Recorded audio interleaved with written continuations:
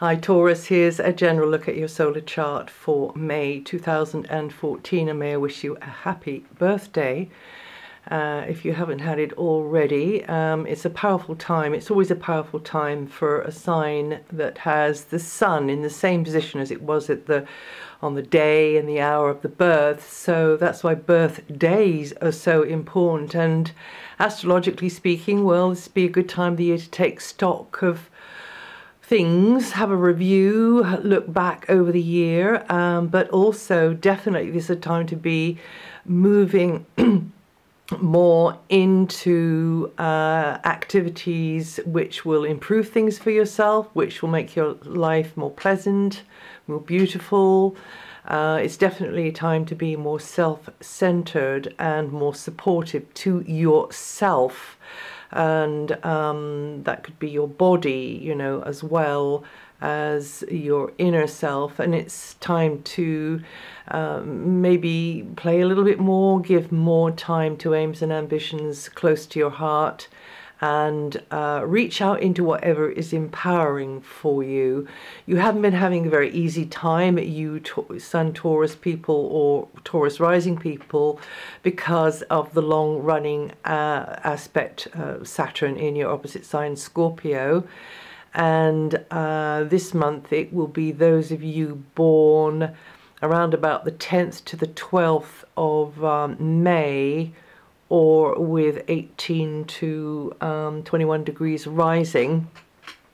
You are going to be feeling the Saturn energy the most. Particularly look out for the second week, where that can be a bit heavier. You know, it's always a bit heavier with Saturn around, but with Saturn around for a very long time, either because it's in your sign, or it's in, you know, in your opposite sign, or it's in a very influential area of the chart, you just begin to get used to it, really.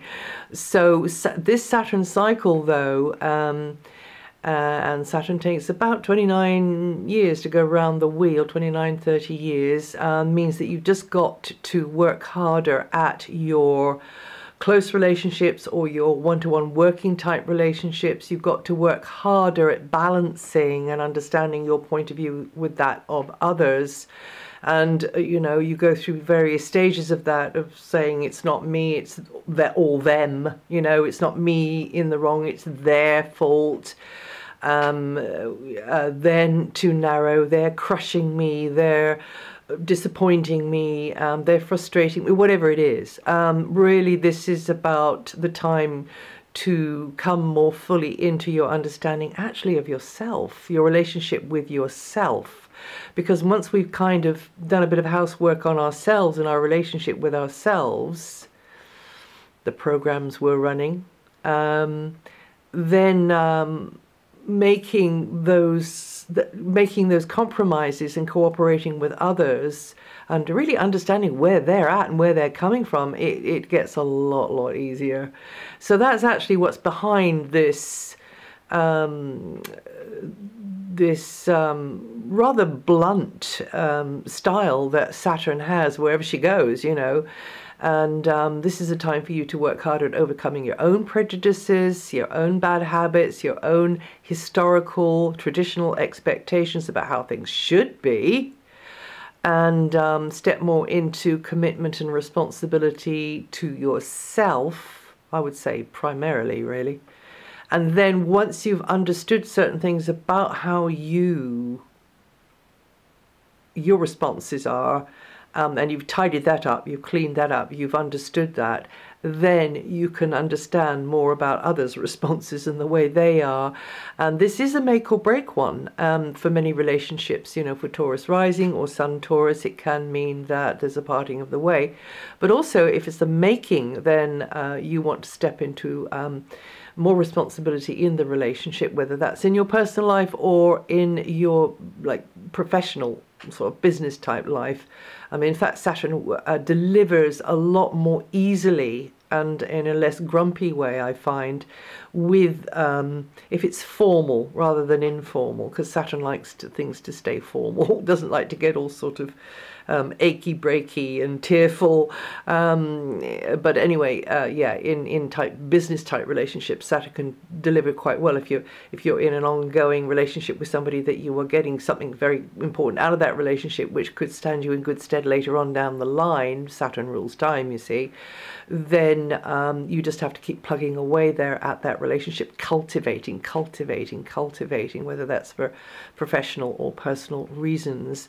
If it's breaking it up, then you know, because you've understood something has been understood about the way you are, because you've gone with that Saturn challenge of, okay, you know, who do I think I am?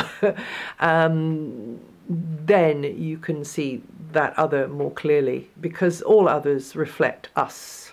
All others do. That's why it's a bit weird sometimes to be sitting here looking just straight into a camera lens. Sometimes I wonder who I'm speaking to, but then of course I know, because I hear from a lot of you, and that's very nice to know. But anyway, yes, and if it is that kind of a feeling of like, okay, even if I am more responsible about this, even if I do take on more here, it's still going to be uncomfortable for me, it's still not going to feel quite right, then you know, moving on would be the order of the day.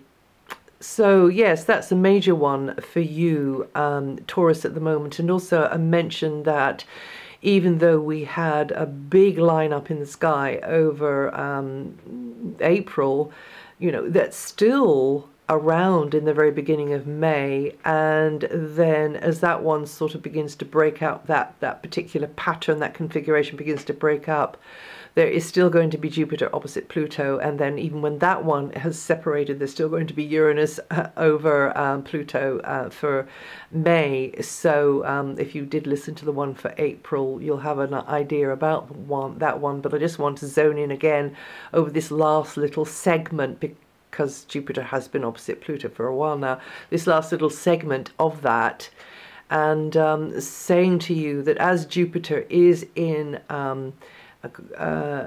your communications area, and it is to do with speaking, writing, your people skills, but also just how you're thinking, you know, and it will tend to probably support a more upbeat, positive frame of mind and exchanges with others which are upbeat and positive, and that's going to be around there till July. So that's going to really help you with that very kind of tricky, sometimes awkward, long-running Saturn one that I've just been talking about.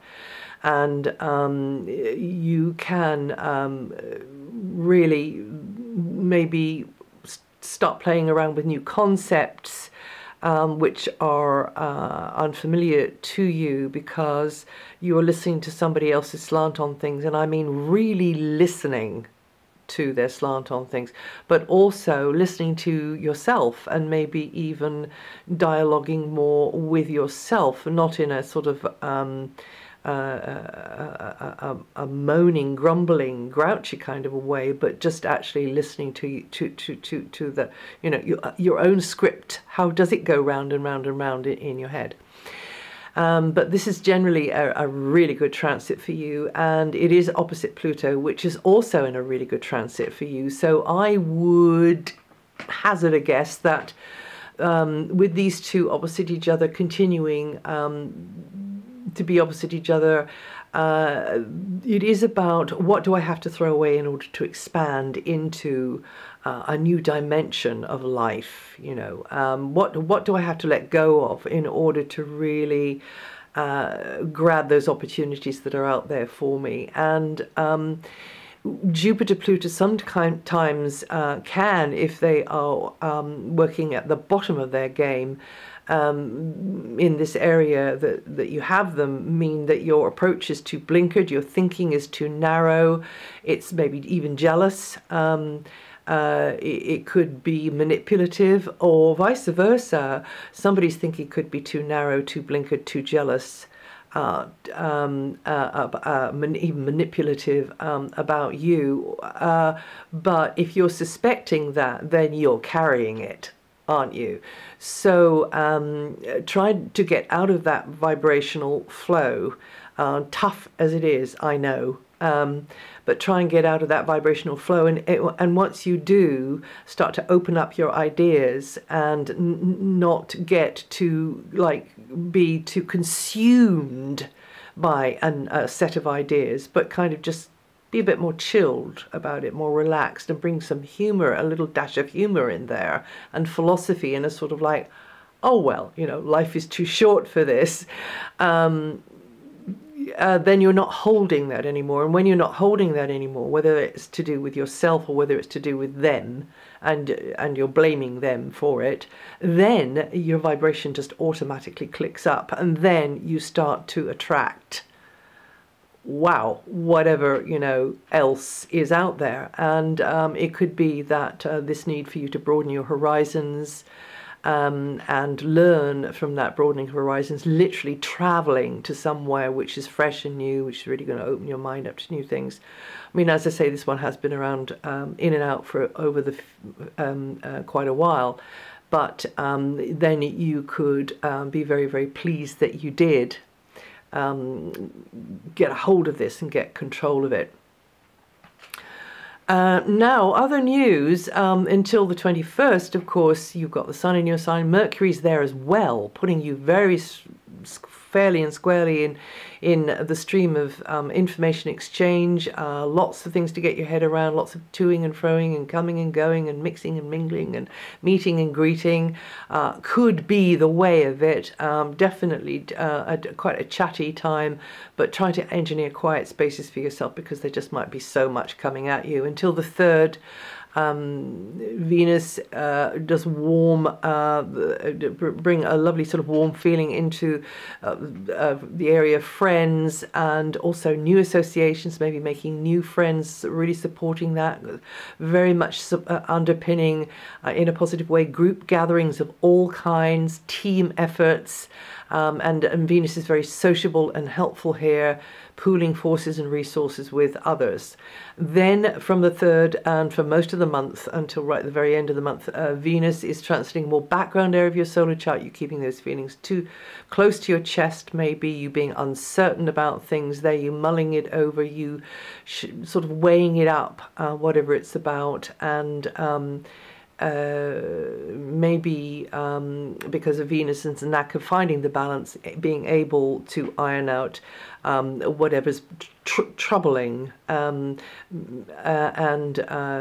you just getting back into that, tapping into your deeper self, tapping into the imagination and so on, would be a good thing to do with Venus here. From the 8th, conversations will have very practical slant. And you look at how you can improve, incomings, how you can capitalize on an asset, dig the garden, or if it's something in business, also renting, leasing, that kind of thing might be on your mind, looking at the money situation, looking at the material security situation. And then from the 21st, the sun also comes into that area there, and means that anything around that very basic area is going to have your attention. Key themes will be centered around stuff, might be your stuff, might be somebody else's stuff, and you seeing how to improve things there, you making the most of what you've got, and also figuring out, plotting and planning for how to maybe get your hands on more, or for more to be coming towards you in a more comfortable, less hard-working maybe sort of way. And you need to be aware of all of the details, because Mars is very much in this area here until July. There can be a lot of things that need attention coming towards you. And you've got to coordinate with maybe service providers of all kinds, or employers, employees, also health providers, because this is also an area of health. And it could be, Mars is very pushy. Mars might be wanting to push you into something that you don't quite feel right about, you're not ready for maybe, so just don't let them do that. And But do watch your step, do look after yourself. Prevention is better than cure, we know that. So, you know, get out there walking, you know, cut out the carbs, whatever, and look into whatever can help you. The thing about Mars is he likes to work on his own. He likes to have his freedom and his independence. So if he's in this area of your chart for such a long time, then he can help you get the results that you can be very proud of and very, very happy about. But you need to be more the initiator yourself. You need to reach out and find out answers for yourself and just not be a follower. Mars does not like to be a follower, you know. So make up your own mind and deal with things in your own way with Mars in this area to do with work and health, and everything should be fine.